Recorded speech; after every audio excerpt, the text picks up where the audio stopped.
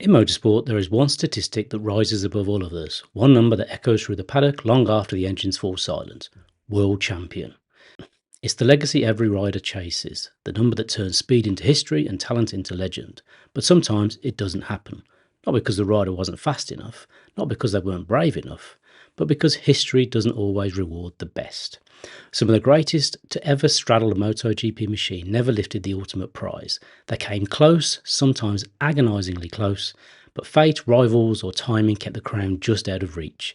This is their story, not a tale of failure, but of brilliance that just wasn't quite enough.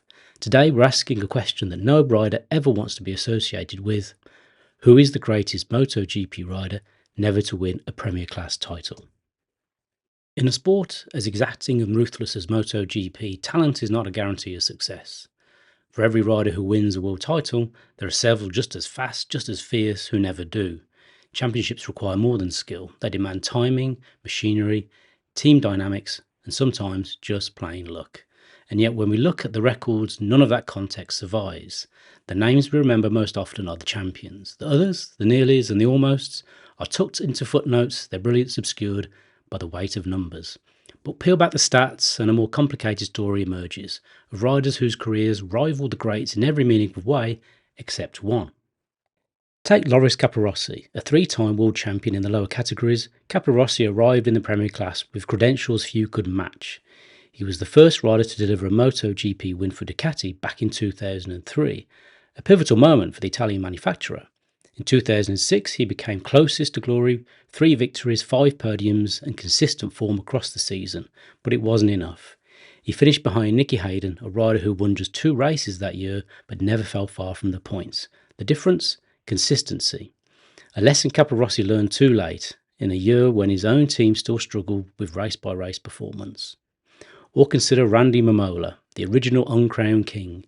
He finished second in the 500cc championship 4 times across the 1980s, once with Suzuki, once with Honda, and twice with Yamaha.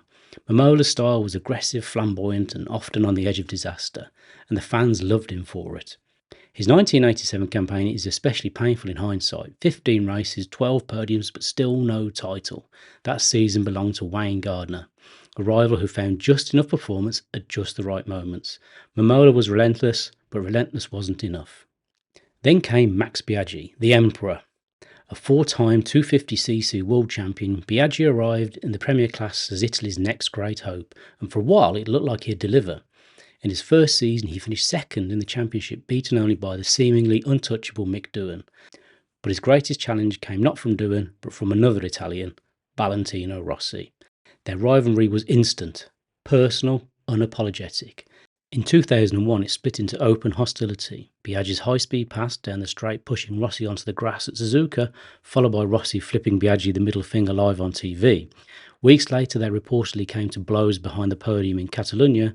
Biaggi never confirmed it, saying that a scratch on his face must have been from a mosquito bite, but the cameras told a different story. From 1998 to 2004, Biaggi won races in every season. He finished runner-up 3 times, but he had the misfortune of peaking just as Rossi began to rewrite the sport, and history again took the side of the man with more titles. By the late 2000s, MotoGP had entered a new era. Faster bikes, tighter grids, and a dominance defined not by consistency, but by a group of riders known as the Aliens: Rossi, Stoner, Lorenzo, and later Marquez. 4 generational talents who monopolised the championship fight for over a decade.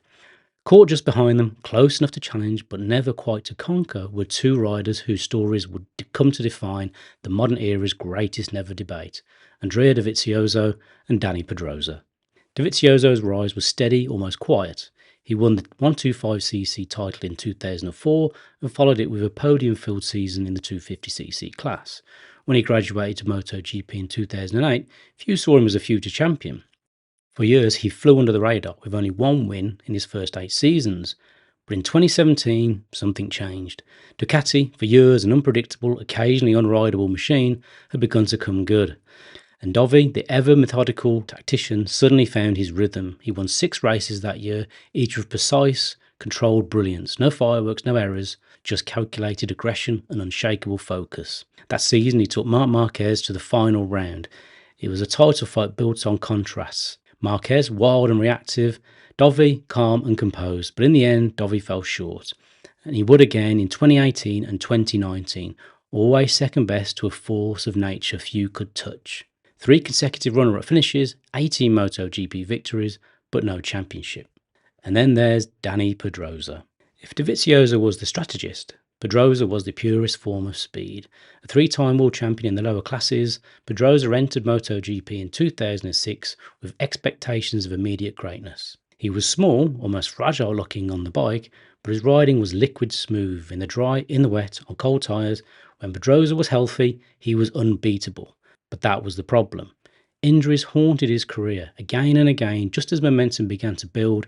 A crash, a fracture, another surgery. His 2008 Sachsenring race summed it up, leading by over 7 seconds in the rain, only to crash with 5 laps to go, handing the win and crucial championship points to Casey Stoner.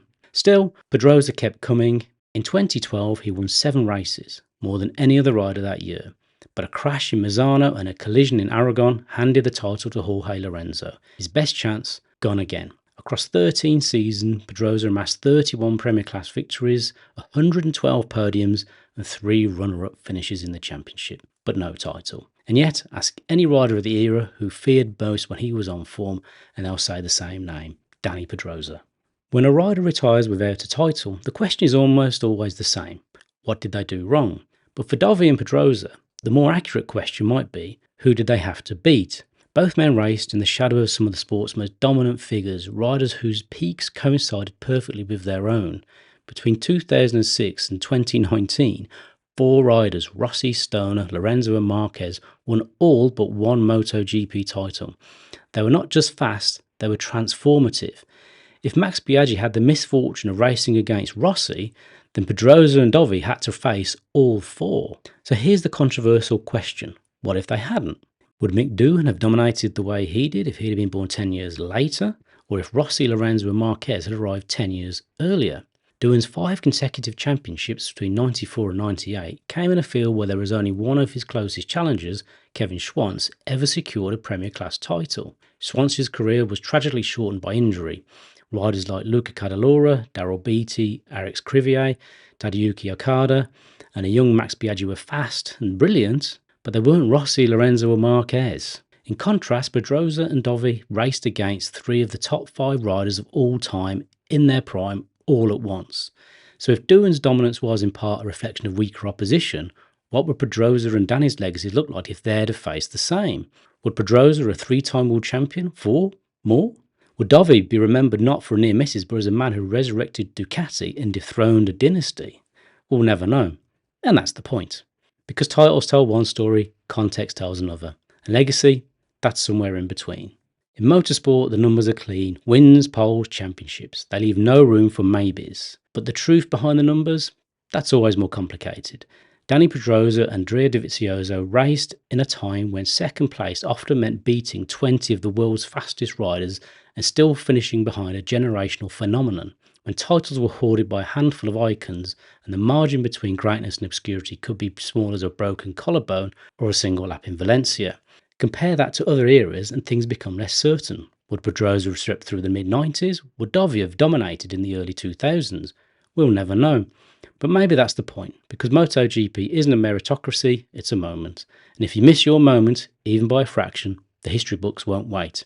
Still, there's something lasting about what they left behind. Pedrosa changed how riders ride, Dovi rebuilt a team and gave us some of the most intelligent racing the sport has ever seen. And when we talk about the greatest rider never to win a MotoGP championship, we don't speak of what they didn't do, we speak of what they almost did, against the greatest of all time, with everything against them, again and again.